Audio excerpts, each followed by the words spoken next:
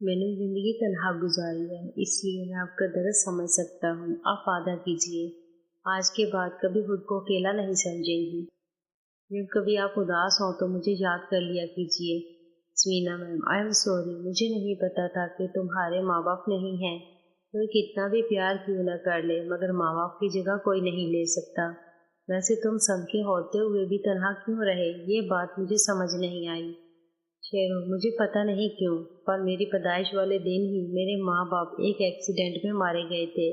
اس وجہ سے لوگ مجھے منحوس سمجھتے تھے اور مجھے کوئی دوست نہیں بناتا تھا۔ سمینا میں سمجھ سکتی ہوں تم نے کیسا وقت گزارا ہوگا، اور آج سے تم بھی کبھی خود کو تنہا نہیں سمجھنا۔ جب بھی دل کرے آ جانا مجھ سے ملنے۔ شیرو، آپ جب بھی بلائیں گی میں حاضر ہو جاؤں گا، اور جب میرا دل کرے گا تب بھی آپ کو تنگ کرنے آ جاؤں گا۔ سمینا میم، اینی ٹائم آلویز ویلکم۔ تمہیں پتہ ہے تم پہلے انسان ہو جسے میں نے دل سے اپنا سمجھا ہے۔ کبھی کبھی تو میں خود اس بات پر حیران ہوتی ہوں کہ کیوں میں تمہیں اتنا پسند کرتی ہوں۔ جب بھی تمہیں دیکھتی ہوں تو ایسا لگتا ہے جیسے تم میرے اپنے ہو۔ شیرو، مجھے آپ اپنا بھائی ہی سمجھیں۔ سمینا میم، اچھا تم نے اپنی پھوپھیوں کے بارے میں نہیں بتایا۔ شیرو، میری 3 پھوپھیاں ہیں، 2 میری ماں سے بڑی ہیں اور ایک میری ماں کے برابر ہیں۔ سب مجھ سے بہت پیار کرتی ہیں، اور پتہ ہے میری تینوں پھوپھیاں اسی شہر میں رہتی ہیں۔ سمینا میم، کمال ہے، پھر بھی تم ہاسٹل میں رہتے ہو، بھلا وہ کیوں؟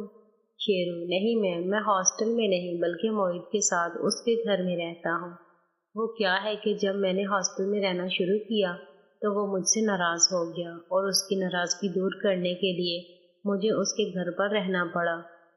اور رہی بات پھوپھی کے گھر نہ رہنے کی، تو میں نہیں چاہتا میں کسی پر بوجھ بنوں۔ وہ تینوں تو مجھے بلاتی رہتی ہیں مگر میں خود ہی نہیں جاتا۔ ہر کسی کے گھر کی اپنی ضرورتیں ہوتی ہیں، اور میں نہیں چاہتا کہ میری وجہ سے کسی کو کوئی پرابلم ہو۔ سمینا میں، بہت گہری سوچ ہے تمہاری، تو اب تمہارا ایک اور دوست بھی ہے، مجھے یقین ہے کہ وہ بھی تمہاری طرح ہی اچھا ہوگا۔ شیرو، آپ نے بالکل ٹھیک کہا، موہت بہت اچھا ہے اور اس کے مام ڈیڈ بھی مجھے بہت پیار کرتے ہیں۔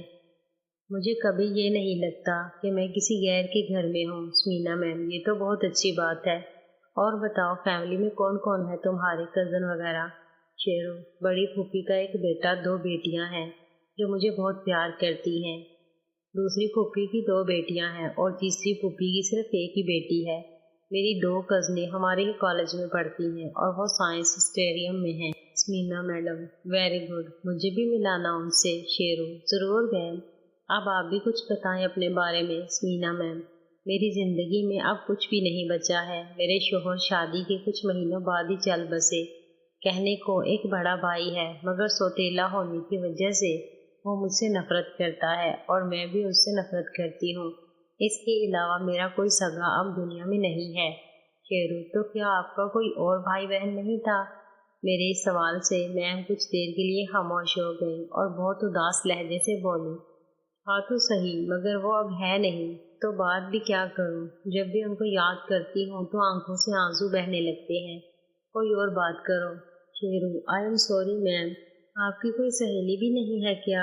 مینا میم، سہیلی کوئی خاص تو ہے نہیں، کالج میں میرا ایک گروپ ہوا کرتا تھا مگر آہستہ آہستہ سب اپنی اپنی لائف میں بزی ہو گئی، اس کے بعد کسی سے ملنا نہیں ہوا۔ شیرو، چلے کوئی بات نہیں، آج سے میں آپ کا بھائی بھی ہوں اور دوست بھی، اور آپ کو کچھ بھی کام ہو، کوئی بھی بات ہو، آپ مجھ سے کہیں گی۔ مینا میم، بالکل، اور تم نے بھی ہر بات ماننی ہوگی ورنہ بڑی بہن ہونے کے ناطے تمہارے کان بھی کھینچ لوں گی۔ ہم دونوں کو باتیں کرتے ہوئے کافی وقت گزر گیا تھا۔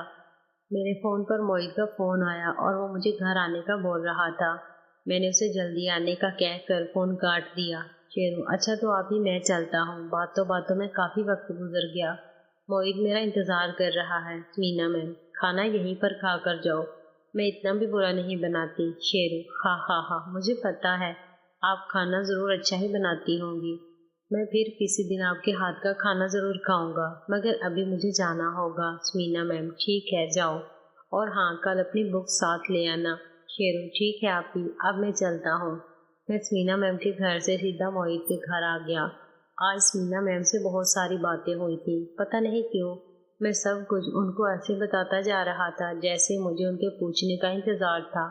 خیر جب میں گھر پہنچا تو آنٹی نے کھانا بنا لیا تھا اور میرا ہی انتظار تھا۔ آنٹی نے پہلے مجھے جوس اور ڈرائی فروٹ کھانے کو دیا اور پھر باتیں کرتے ہوئے کھانے کا وقت بھی ہو گیا۔ رانی ابھی بھی نظر نہیں آ رہی تھی اور آنٹی اکیلے ہی سارا کام کر رہی تھی۔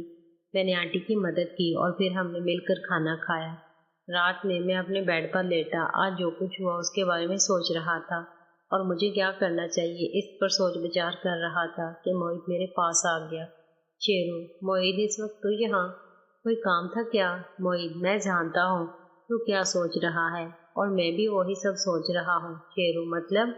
موہت، آج جو کچھ بھی ہوا اس کے بعد نیند کیسے آ سکتی ہے؟ میں جانتا ہوں تو بھی یہی سوچ رہا ہوگا کہ کیسے ان کو سبق سکھایا جائے، تو یہ بات جان لے کہ کچھ بھی ہو جائے میں تیرے ساتھ ہوں اور ہم ان کمینوں کو سزا ضرور دیں گے۔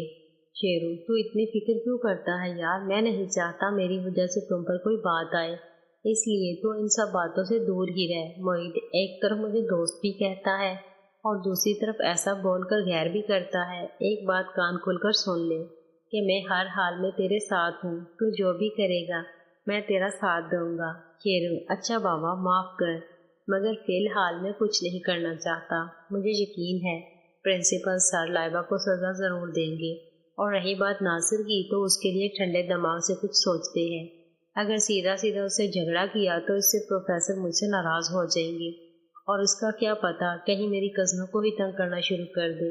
اور تو بھی خود کو ٹھنڈا رکھنا، وہ ضرور ہمیں غصہ دلا کر جھگڑا کرنے کی کوشش کرے گا، مگر ہمیں کالج میں لڑائی سے بچنا ہوگا۔ موہت کافی دیر تک میرے ساتھ اسی مسئلے پر بات کرتا رہا اور پھر اپنے کمرے میں جا کر سو گیا۔ میں بھی اس کے جانے کے بعد اپنی سوچ کو آرام دیتا ہوا سو گیا۔ صبح میں روٹین سے ایکسرسائز کر کے واپس آ گیا اور ناشتہ کر کے موہت کے ساتھ کالج کے لیے نکل گیا۔ کالج میں آج زیادہ تر اسٹوڈنٹ مجھے غور سے دیکھ رہے تھے۔ کل کے واقعے کی وجہ سے میں سب کی نظروں میں آ گیا تھا، مگر یہ بھی اچھا ہوا کہ سچائی جلد ہی سامنے آ گئی، ورنہ کالج میں رہنا میرے لیے مشکل ہو جاتا۔ پہلے 2 لیکچر لینے کے بعد جب میں اور موہت فری لیکچر میں کینٹین کی طرف جا رہے تھے تو ایک لڑکے نے آ کر مجھے بتایا کہ پروفیسر رفیق نے مجھے ان کے آفس میں بلایا ہے۔ میں جلدی پروفیسر رفیق کے آفس کی طرف چل پڑا۔